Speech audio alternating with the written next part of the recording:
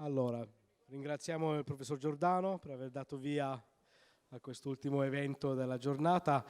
Alla fine siamo solo Tristan ed io e faremo un po' talk show così in quest'ultima ora. Io fra poco comincerò a parlare inglese perché Tristan mi ha confessato che non capisce una parola di italiano, quindi mi sembra abbastanza giusto che io non mi parli accanto a lui in una lingua che non può comprendere. Cosa più carina. So Tristan Smith, who's here directly from the Open Hardware Summit in Rome, as I understand, and who's working with a project called the Open Source Beehive project, which is using not exactly big data. We had a conversation about this. Since big data has become very fashionable lately, and particularly in Italy, everything that has to do with digitally generated data or bottom-up generated data or data that somehow sort of integrates data flows from different fonts, from different sources, is sort of habitually referred to as big data, even though the data sets might not be that large. So Tristan made a point about that these aren't actually big data, but they're nevertheless data that have been generated throughout medium-sized data sets, but anyway, data that comes from sort of the new availability of censoring technologies and digital technologies and the ability to integrate different sorts of data sets and data flows over the internet or over other types of digital means. And I wanted to ask Tristan a little bit to tell us a little bit, of course, about what the Open Source Beehive project is about, and perhaps also tell us a little bit about the rationale for this project, the situation of bees and beehives, which of course I think everybody has heard about and everybody is probably quite worried about. And after that, maybe we can have a bit of a discussion on sort of how these types of data can be utilized in similar projects within agriculture, within social innovation, and what the pros and cons of that might be. But first, Tristan, if you'd like to tell us a bit about your project and why you're doing it and how. Sure. Hello, everybody. Thanks for having me at the Internet Festival. It's amazing you're managing to fit so many ideas in one place, kind of. So, as a lot of people might know, honeybees, in particular European honeybees, have been in decline, substantial decline over the past 5 years or so.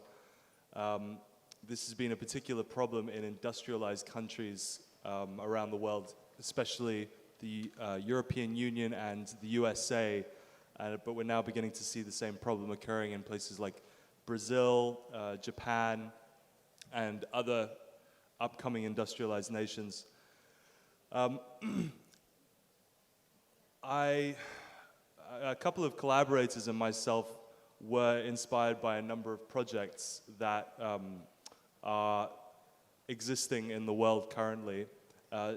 We wanted to combine what we saw as the access to designs in the form of open source hardware with the combined processing capacity of lots of people like you, me, everyday people who have concerns about things that are going wrong on our planet, and to together work to try and alleviate, or at the very least understand, a problem that is affecting us very significantly, or if not now, will be in the future. So bees in particular are important. I imagine a lot of you are aware, this being an agricultural room, that bees pollinate a lot of the food that we eat. In fact, it's been estimated that 1 in every 3 mouthfuls of food we eat are pollinated by bees. So another way of looking at this is, of the top 100 staple food crops in the world, 70 require bees to pollinate. So those are two pretty worrying statistics when you look at them in terms of a growing global population faced with climate change and unpredictable growing agricultural patterns.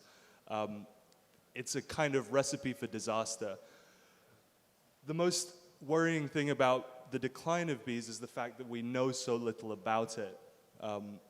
There's something called colony collapse disorder, which was particularly worrying, where bees were literally disappearing from hives without a trace. So normally you'll find dead bees. If a colony collapses, which is quite common, you'll find the dead bees lying around, but for some reason they were disappearing from the hive completely, which was confusing a lot of people. So what some collaborators and I decided to do was, maybe I'll show my slides. Sure. Yeah? So if we can put the slides on.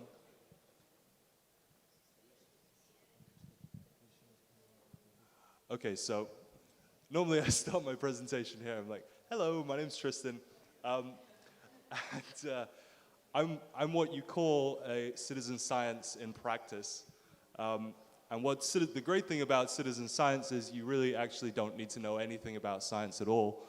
The only thing you need is an internet connection, a concern or a curiosity, and some tools, some relatively simple tools. What you see there is an Arduino. I'm an open source advocate, so that's the kind of tool that I like to use. And what I've learned over the past year of working on the open source beehives project is that there are many citizens who are concerned and curious about the world. The internet, as we can see, is everywhere.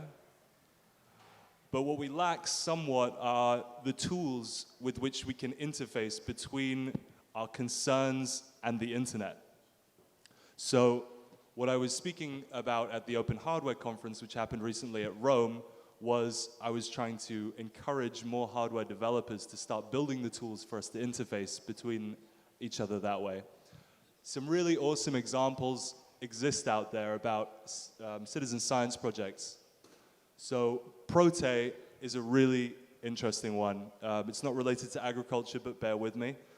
Prote is developing autonomous ocean bots which can sail through the sea and essentially gather data about ocean-based problems, and they can also clean up oil spills. So this is a kind of autonomous piece of open hardware for protecting the oceans.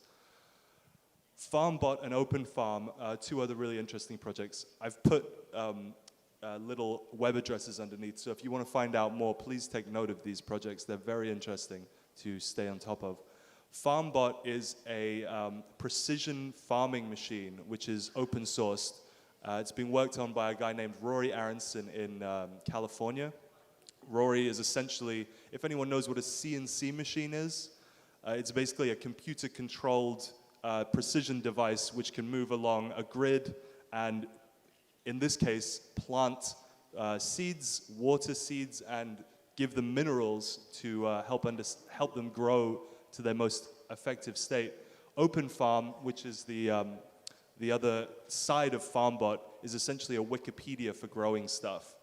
So this is an online database where agriculturalists can upload their data, input their data, all of their knowledge that they've gained about how to grow things most effectively, complementary plants, and growing conditions that are acutely relevant for that plant. You can input all this data and share it with everybody. And that is going to input into FarmBot's database of how to correctly precision farm these different plants. The Open Source Seeds Initiative is another great organization that just started last year. What they're essentially doing is combating the likes of Monsanto, and who are, as many of you are probably aware, taking the source code of life. We keep talking about source code, so I think seeds are pretty much a source code of life, and they're patenting these. So they are genetically engineering different seed varieties, patenting them, and then preventing farmers from being able to re-sow their seeds, which is causing huge problems for basically monopolizing the ability to grow things. What Open Source Seeds Initiative are doing is openly licensing seed varieties and then distributing them to people all around the world, so they're unable to patent them. Safecast is monitoring radioactivity. They made their debut, I believe, in Japan during the Fukushima crisis. They build hardware which you can stick to the outside of a car, drive around through an area that's infected with radioactive materials, and document and map that. And the map is shared so everybody knows in the area where they should not be going for a walk. Falling Fruit is another thing which is close to me in Denver, Colorado. It's based in Boulder. They're mapping the urban harvest, so they are essentially giving users the tools to be able to go out and log. If there's an apple tree outside, we could log that on the map, and people know where they can go and pick apples. And then they go and do, they basically can draw paths so you could go on an urban collection around your city. I just learned that there's a papaya plant somewhere in Denver, which I never thought was even possible, but apparently it's there. The Smart Citizen platform is a citizen ambient environmental data monitoring platform. They basically have a sensor board which connects to an online platform allowing citizens to monitor ambient conditions in cities like light intensity, sound pollution, CO2 emissions, and they can use this data to enact policy change within their local authority. And finally, one of my favorites is called Public Lab. I thoroughly recommend anybody who's interested in citizen science or interacting with their environment on a more meaningful level, investigate Public Lab. They are creating really cheap, innovative tools which allow citizens to interface with their environment and document problems with river water, with oil spills. Originally they started from the Gulf oil spill with British Petroleum, and they're coming out with new tools all the time, so keep an eye out for them. So what do all these projects have in common? What they have in common is they're building solutions to common problems, and they're building, most importantly, pathways for participation for everyday people like you and I to help alleviate some of the problems that we're facing as a global society. They're also recognizing the value that every citizen has in alleviating these problems. All you need to do is care and be able to afford a small tool, and you can really help become part of the problem. I mean, part of the solution. So, about a year ago, some collaborators and I acknowledged the issue with bees, that bees were in decline. We didn't have the information about why this was happening, and I had some skepticisms about the companies that were involved in the problem and there being a difficulty in finding out why, because these companies are so powerful. So the problem with bees, as I mentioned before, is that they pollinate 70 of the 100 top staple foods. There are mass die-offs, and we're not really sure why. So to get to what we're actually doing, here is, what you see here is called the Colorado top bar. And what is here is the Barcelona ware. And what these are cutting diagrams for, they're called toolpaths. Basically, these design files are downloadable from our website. You take the file, you buy yourself a piece of plywood, you take the plywood to a machine shop that has a CNC router, and in about an hour, this machine will automatically cut these files out of a single sheet of plywood. And what you get out of these two files, sorry, I was supposed to click these as I said that. Cut out the pieces, and these are the two beehives that we've designed. So they all interlock without needing for screws or glues or anything, and essentially they've been designed around what are known as natural beekeeping principles. So standard hives that you'll see are commonly Langstroth hives, and these hives focus on generating as much honey as possible, because this is what the bees create that we get money out of, is honey.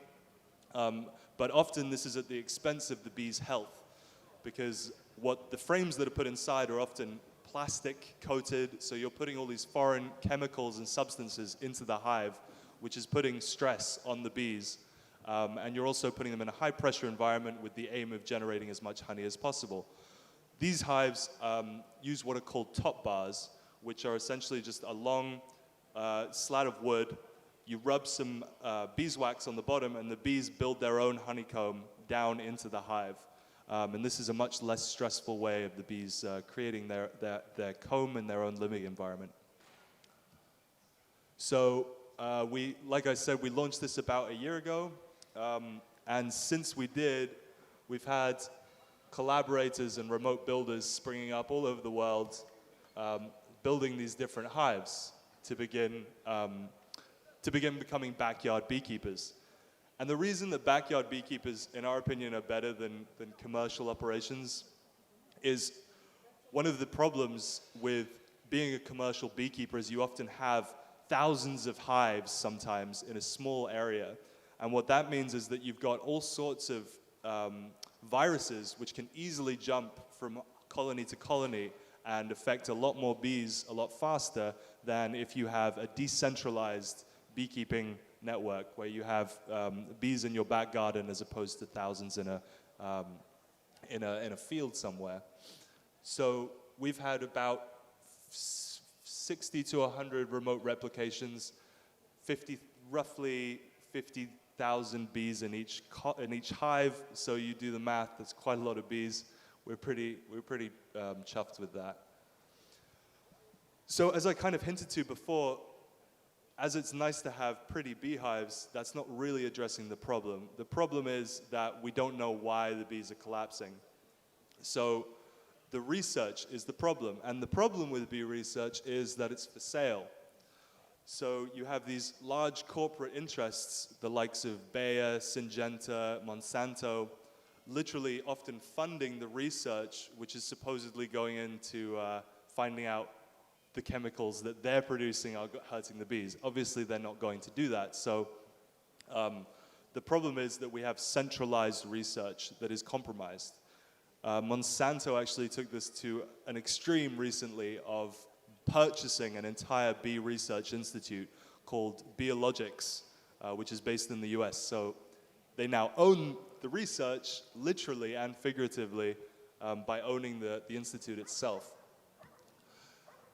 So what we're aiming to do is, on top of the hives, we want to create sensors, or we are creating sensors as we speak. Right now we're on our alpha kit. It's just being tested at the moment to basically monitor the internal conditions of beehives that relate to bee health and to publish that on the internet through the Smart Citizen network that I mentioned earlier. And what we're planning for that to enable us to do is to decentralize the study of bees so that we have a more neutral and reliable data set from which to discover what's actually hurting them. We anticipate discovering that it's a complicated mixture of things, but that these things include pesticides, that they include monocultures, which are single crop cultures. We're losing the biodiversity in our rural area, which is not good for the bees' health because their minerals, they need, just like us, they need a diverse set of minerals to keep themselves healthy, which they're not necessarily getting at the moment. So by generating this data and hosting it openly, we hope to invite anybody from a curious backyard gardener to a data scientist who studied data science in a university to draw their own conclusions from our data sets and to create a more neutral research system based upon the decentralized citizen science network we are building. Finally, I'd like to say that maybe there are some technologists out here in the room today, maybe there's some software developers, hardware developers. I think at times it can seem that our natural environment and technology are at odds with each other. But I think what I've discovered and what, as a species, we are on this journey to discover, I believe, is that we're coming to a point in our history where we need to make the two work together in a way that is harmonious and beneficial to us as a species. If we don't do that, I'm worried about what's going to happen because we're meeting a lot of tipping points, and I would encourage anybody out there who has these skills and has an interest and a curiosity and a base of knowledge to apply that knowledge in some way that will benefit our natural systems in one way or another, and invite others to participate in citizen science. Thank you very much.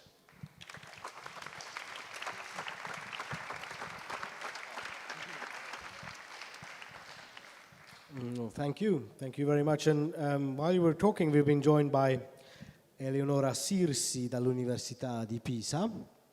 Eleonora, per quanto ho capito, sta anche lei utilizzando i dati. Non so se sono big data o se sono small data. Prima abbiamo avuto una conversazione su questa cosa, che solo perché sono dati digitali non sono necessariamente big data, possono essere small data o medium data o altri tipi di data anche, però comunque sta utilizzando dati generati da sensori, dati digitali, generati da tutte queste tecnologie che adesso ci sono per tracciare e generare dati da una serie di attività e flussi, eccetera. Li sta generando, se ho capito bene, per sperimentare con dei sistemi di labeling dal basso.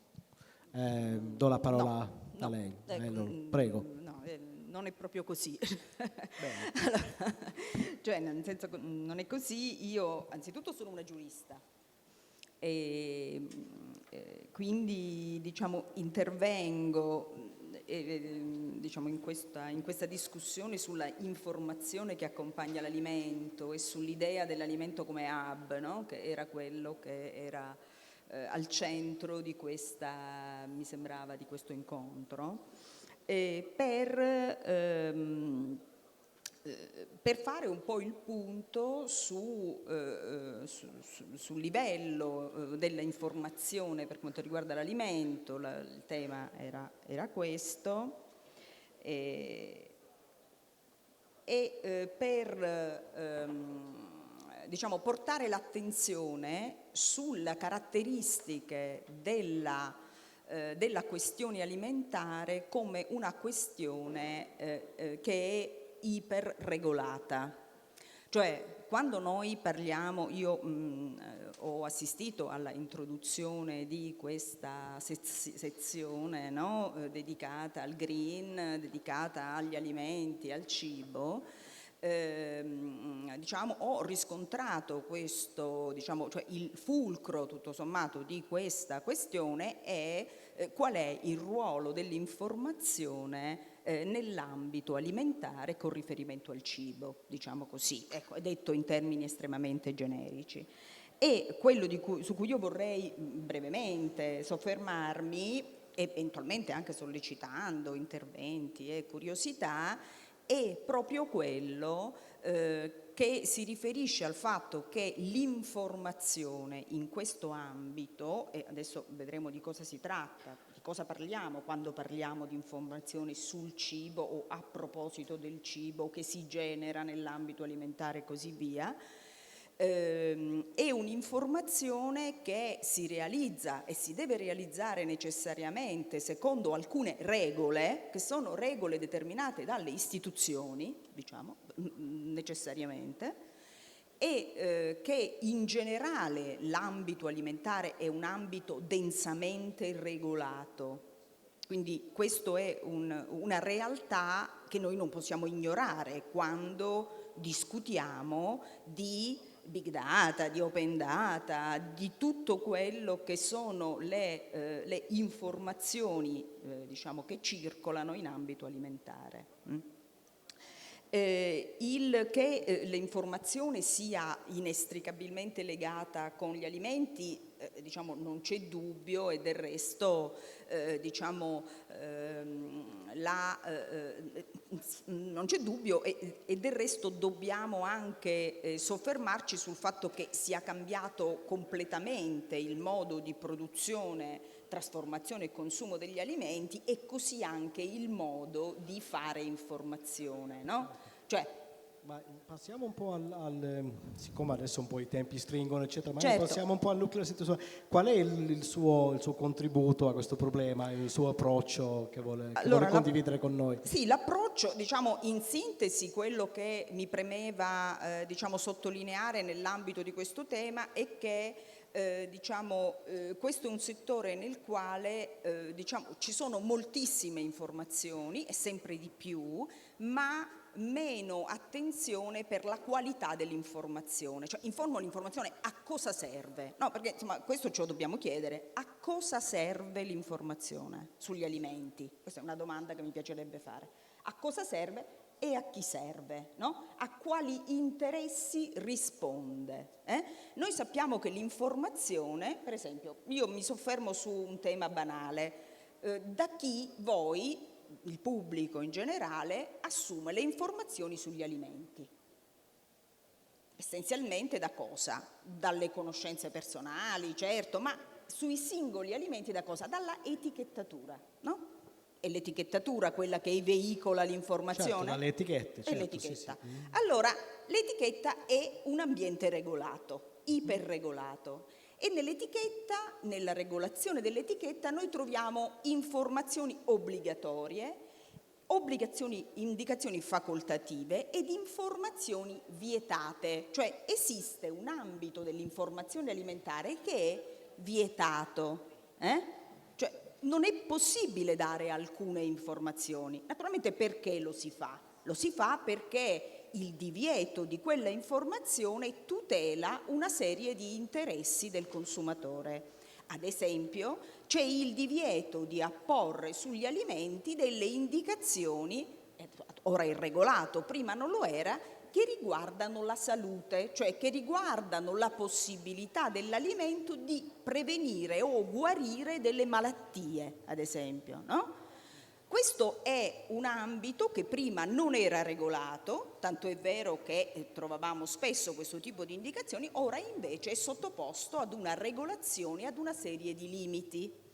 Non solo, le informazioni sono molte. Ci sono una serie di risoluzioni del Parlamento europeo, ad esempio, che dicono dobbiamo aumentare la quantità di informazioni che accompagnano gli alimenti. Tuttavia il dubbio è l'eccesso di informazioni non è idoneo piuttosto a determinare una diminuzione della effettiva consapevolezza legata all'informazione.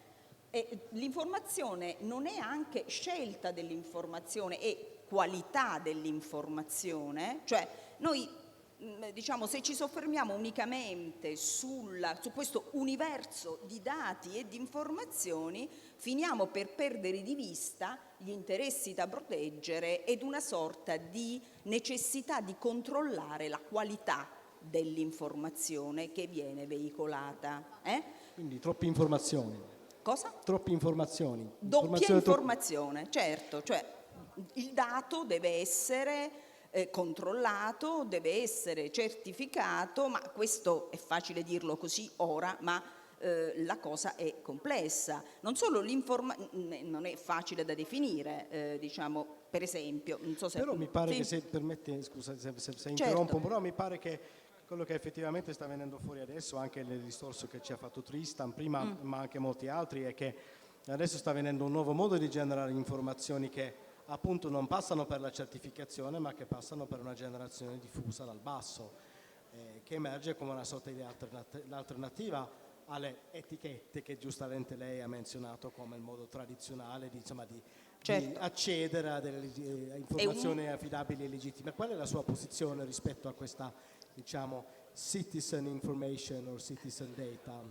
Si Per tratta quanto riguarda il sistema alimentare, per di una esempio. realtà assai interessante che trova riscontro in generale in una crescita dei movimenti locali che sono volti a generare regole dal basso. Negli Stati Uniti ci sono i Food Council, per esempio, che sono assai diffusi soprattutto in alcuni stati dell'Unione Europea, in alcuni stati, mentre in Italia, ad esempio qui a Pisa, c'è il primo e l'unico Consiglio del cibo italiano che si propone esattamente di non soltanto di generare regole dal basso, ma anche di fare una informazione dal basso, no? Questo indubbiamente è un fenomeno che potrebbe generare una sorta di controllo alla fonte, potremmo dire, del dato informativo, per così dire. Ma noi non possiamo però ignorare che quando noi parliamo di comparto alimentare ci troviamo di fronte a un comparto estremamente differenziato al suo interno, ed è un comparto che è formato per la grandissima parte di commodities che circolano e che sono quelle poi che fanno la gran parte dei prodotti alimentari, le componenti dei prodotti alimentari. Se noi ci soffermiamo esclusivamente sui mercati di nicchia, sui mercati locali, che pure rappresentano un modello importante di generazione di dati, di informazione, di generatore di nuovi modi di interazione fra le persone e gli alimenti, rischiamo di perdere di vista il più, cioè il più sono le commodities. Sì, certo, comunque esistono tutta una serie di sistemi in fase di sviluppo più o meno avanzato per il controllo e la trasparenza delle supply chains. Certo. No? Alcuni partono da iniziative attiviste, altri sono invece modelli di business o partono da un interesse dalle corporation stessi di effettuare una sorta di supply chain management che è in grado di includere una serie di fattori più diversi. No? Non so, Tristan, adesso vedo che tu hai le cuffie, quindi capisci quello che sto dicendo, vero? Ecco. Tu cosa...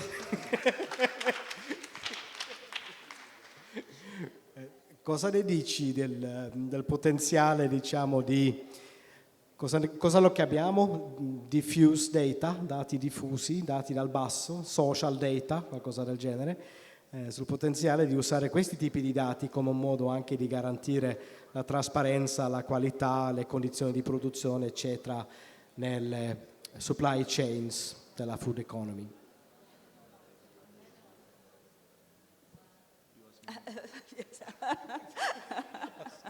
Yes, I am asking you. Could you repeat the question? Traduttore bocciato, allora. Vabbè. Could you say it in English? No, I was asking, so obviously we were talking about information systems to guarantee a reliable information around agricultural commodities, right? And Eleonora was talking about labeling and labeling regulations and other things. And of course, there are also a number of initiatives right now to use, let's call it social data that's been generated from sort of bottom-up data entry points, etc., right, to try to achieve new ways of securing transparency in supply chains, both in the agricultural sector and in other sectors. And some of these systems are coming from activists, others are coming from within the corporate sector themselves. And just asking you, what do you think about the potential of using social data to create more reliable forms of information around commodity chains? It's not an area of my expertise, but my general opinion on these sorts of issues is that when we rely on any sort of centralized regulation procedure or process, it's always, it ties back in, I guess, somewhat to what I was talking about, the Bee Research Institute that was brought up by Monsanto. It's like, if we don't take these matters kind of more into our own hands in one way or another, I don't trust, especially in America. In America, it's a massive problem. The regulatory industry that regulates the food in America is totally in the pocket of the companies that produce the food. So, I believe the FDA, which is the Food and Drug Administration, which regulates foods and nutritional value in foods, requires corporations only to do one scientific evaluation of their products, and they are allowed to fund that scientific evaluation themselves, i.e. the corporation. So, that's a very broken regulatory system. I don't know how you fix that, aside from just kind of taking the responsibility for your own food upon yourself, or being very vigilant about who you are sourcing your food from as the consumer. We've got a lot of organic, as we were saying before, the Open Food Network is a particularly great way of you being more participatory in your own selection of the foods you're consuming. Because this is a huge issue. I mean, this is what we feed to our families, our children, our mothers and sons are eating stuff that we decide, we have power over the decisions in this regard. So if we're not acknowledging the problems in centralized regulatory processes and amending them in whatever way we can, be that, as I said before, being really selective or potentially even starting a project yourself that goes through and scientifically examines the food yourself, and you upload all the information that you find onto the internet and you share it with people. I mean, this is the Internet Festival, and that these are ideas that we can do now because we have this free infrastructure to be able to perpetuate that kind of data. So that would be my response, I guess. Inviterei la professoressa Sirsi a rispondere a questa cosa e poi dopo forse possiamo fare un giro di domande, commenti, osservazioni dal pubblico ed aprire un po' il dibattito. Prego.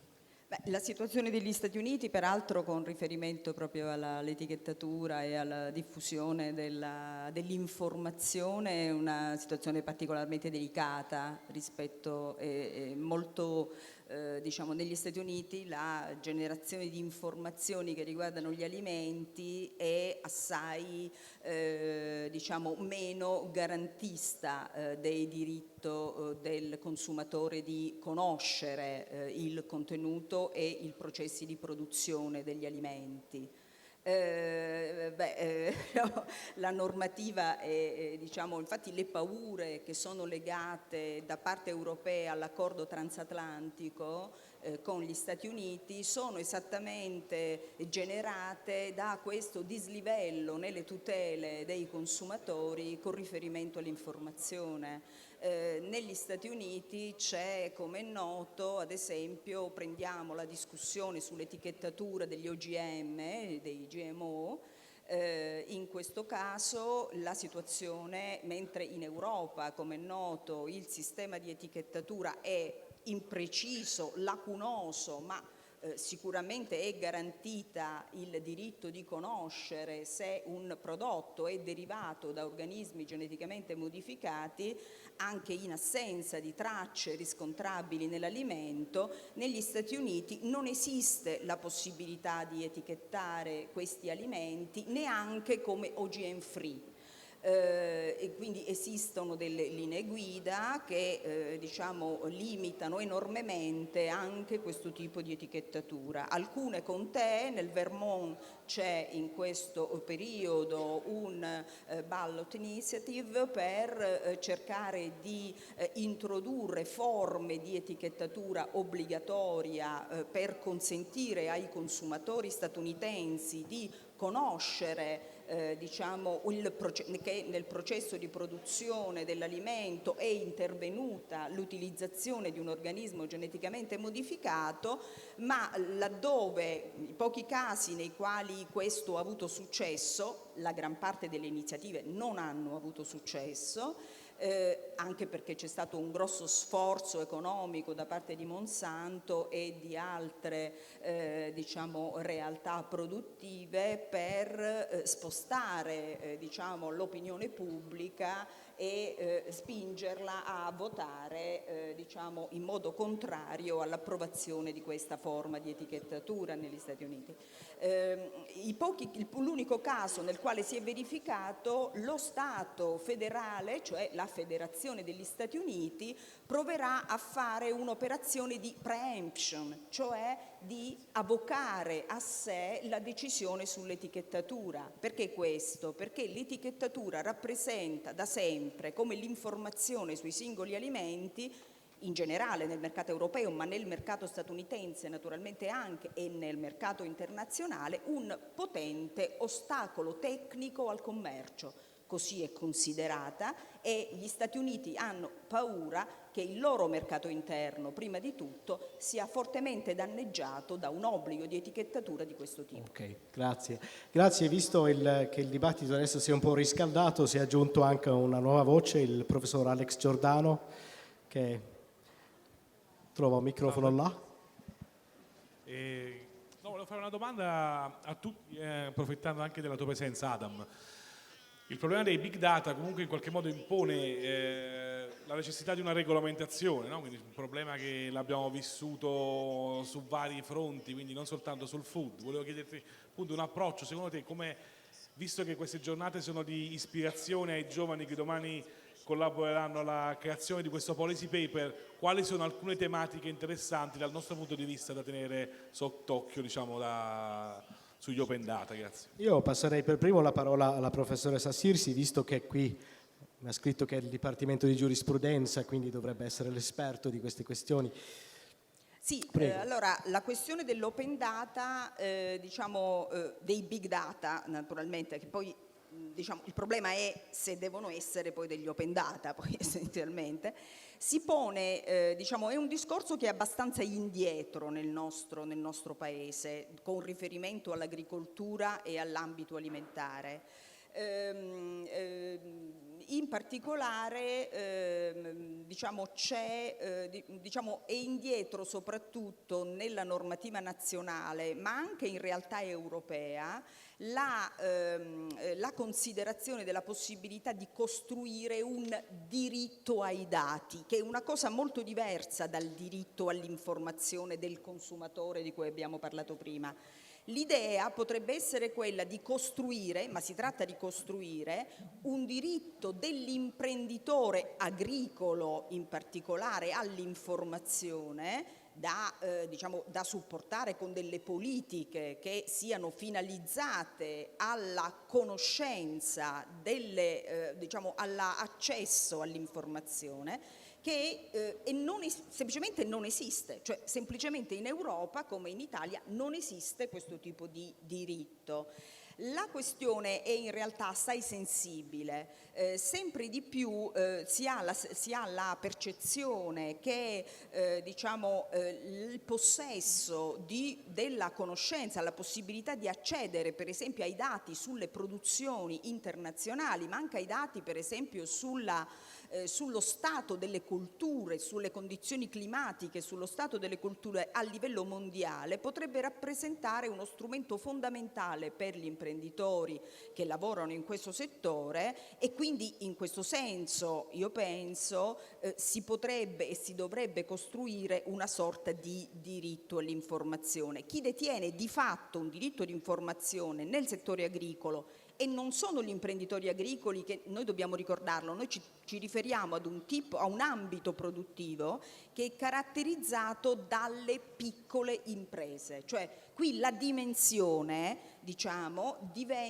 si coniuga con un ancora ritardato svecchiamento della popolazione agricola, e insieme questi due dati, livello dimensionale basso e diciamo svecchiamento, diciamo rallentato, diciamo non facilitano questo tipo di accesso ai dati. Posso dire solo una cosa, se mi consente? Una possibilità probabilmente potrebbe essere offerta dal fatto che a livello europeo, nell'ultimo intervento sulla politica agricola comune sono previsti una serie di incentivi per le reti e i contratti di rete. Ora, reti e contratti di rete, se noi li pensiamo nel settore agricolo, con riferimento al quale in particolare mi riferisco al regolamento 1305 del 2013, noi dobbiamo intenderli come questi contratti di rete sono degli strumenti nei quali gli imprenditori possono aggregarsi mantenendo la propria autonomia, ma lavorano sulla base di un programma per migliorare le loro attività, nell'ambito del quale possono essere finanziati potrebbero essere finanziati, ma si tratta ovviamente di vedere se si farà, insomma, se saranno proposti questo tipo Questo potrebbe essere una soluzione. Potrebbe essere una strada. Grazie. Tristan, what do you think about this? There is, of course, one of the problems, of course, with data and with big data and the capacity to gather data right now is that most of that data is in private hands or in corporate hands, actually, right? That's, of course, banally true for the type of data that comes out of our everyday use of social media, but it's also true for a lot of the data that's being gathered in the agricultural sector and a lot of the data that's being gathered in other types of productive sectors, right? And what you're doing and your colleagues are doing with the various open source and open hardware and open science projects, of course, is to create an alternative to that, right? Open data structures that are generated from below, that are not enclosed, that are not private property, etc. But if you turn that thing around, what do you see are the sort of potential problems with your approach?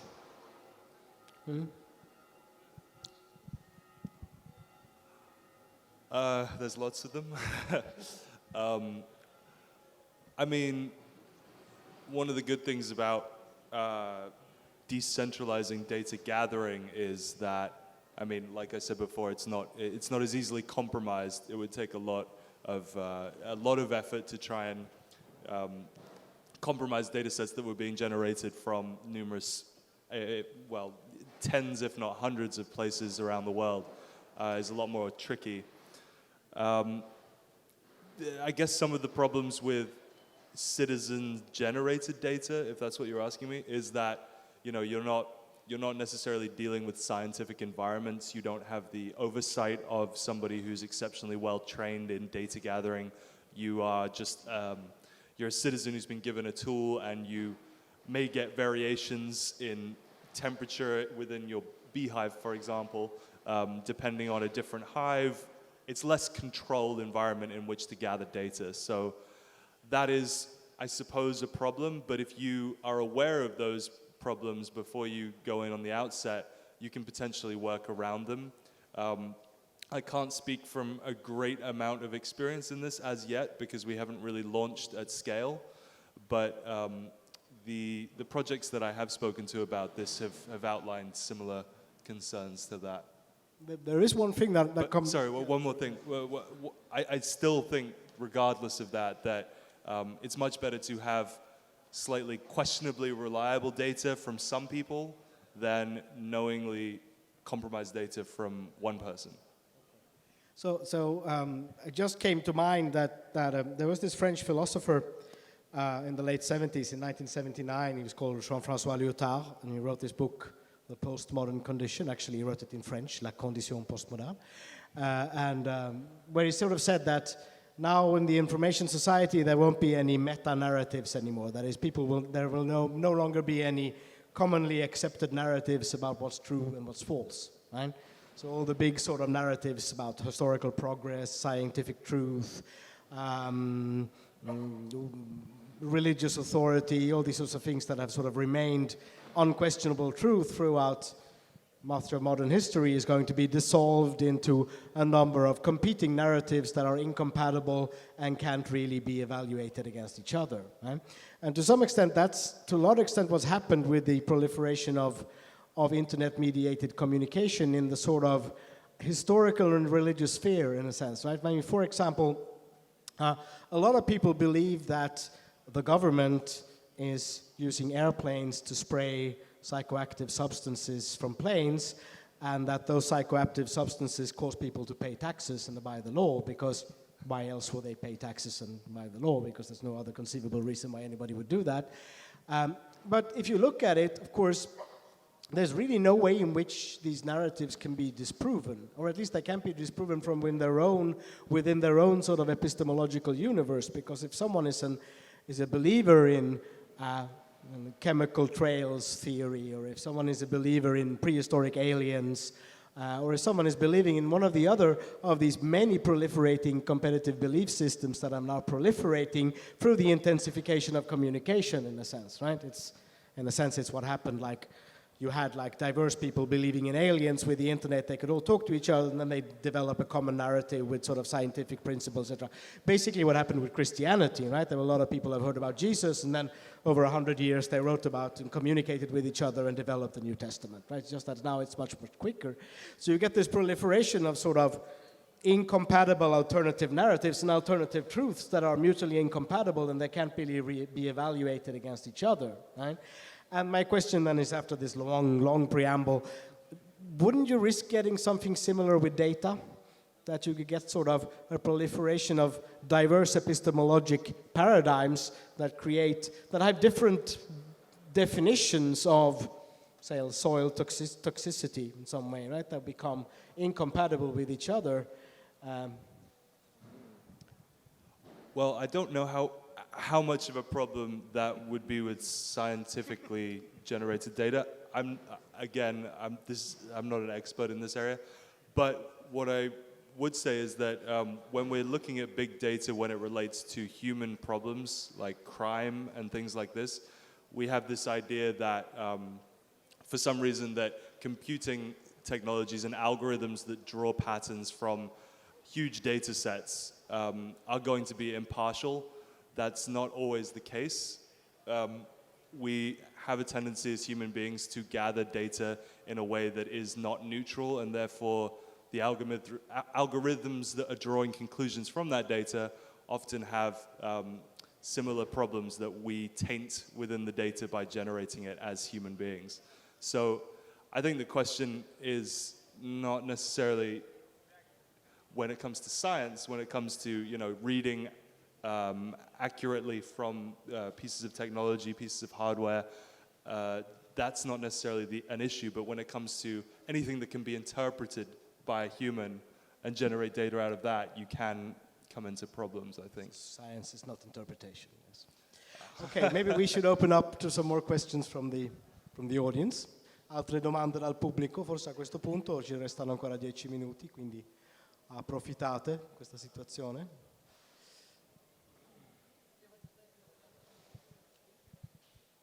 Beh, altrimenti, prego. Adesso mi fanno il segno qua dagli organizzatori, quindi mi sa che questa domanda sarà l'ultima. Allora, riguardo la questione dell'etichettatura, allora, partendo dal presupposto che esiste un'enorme differenza tra cibo industriale e cibo agricolo, no? Mi sembra che il problema reale sia il fatto che tutto l'impianto delle norme sull'etichettatura sia pensato per l'industria alimentare e che molto male si addica al mondo dei contadini, quindi delle piccole aziende agricole che fanno prodotti a filiera corta. Perché questa cosa la vivo io tutti i giorni sulla mia pelle. Quindi il punto è, si parla tanto di etichettatura, di informazioni necessarie per il consumatore, ma se adattiamo le norme che oggi esistono e utilizziamo quelle norme per un qualcosa che non ha nulla a che vedere col cibo industriale, come si può veramente informare il consumatore di questa enorme differenza? Prego, professoressa Sirsi, prego una risposta sintetica, per favore. Sì, chiaramente questo è il mio campo, mi muovo un po'. Allora, le normative europee sono in effetti pensate certamente, prevalentemente per i prodotti preimballati. Non a caso si dice il prodotto preimballato, mentre per quanto riguarda il prodotto non preimballato, diciamo, le regole teoricamente dovrebbero essere diverse. Bisogna dire che in parte lo sono in realtà, perché a livello per esempio di fonti di regolazione le normative e le regole sui prodotti che non sono preimballati, cioè quindi che sono forniti al consumatore e sono presenti allo stato sfuso e che quindi sono venduti in modo diverso, sono soggetti a regole nazionali e non a regole europee, cioè gli stati possono derogare a quelle che sono le regole europee, se poi non lo fanno è un'altra faccenda. La stessa cosa del resto esiste negli Stati Uniti. Negli Stati Uniti si arriva peraltro ad altissimi livelli di deregolazione per quanto riguarda i prodotti come per esempio i cottage food, no? Negli Stati Uniti sono diffusi questi cottage food che sono diciamo, per i quali non esiste alcun tipo di controllo, sono le torte che noi possiamo ad esempio produrre e vendere al pubblico naturalmente. Il problema qual è? Certo quello dell'informazione, ma il problema fondamentale in questo caso, nel caso cioè delle piccole produzioni locali, è l'informazione che si coniuga con problemi di sicurezza dell'alimento. Diciamo probabilmente, anzi certamente, il tipo di deroghe che sono sicuramente auspicabili per quanto riguarda le produzioni locali dovrebbero però fermarsi, probabilmente le deroghe, laddove sono in ballo dei problemi di sicurezza degli alimenti. I casi di salmonella e di Escherichia coli negli alimenti, diciamo per esempio nelle uova, negli Stati Uniti si ritirano quantità enormi di uova all'anno perché non sono controllate e hanno grossissimi problemi di sicurezza alimentare. Su questo tipo di regole non dovrebbero subire delle deroghe, secondo me. Insomma. Grazie Eleonora, grazie Tristan, grazie a tutti voi e a questo punto ci congediamo per l'aperitivo. Grazie.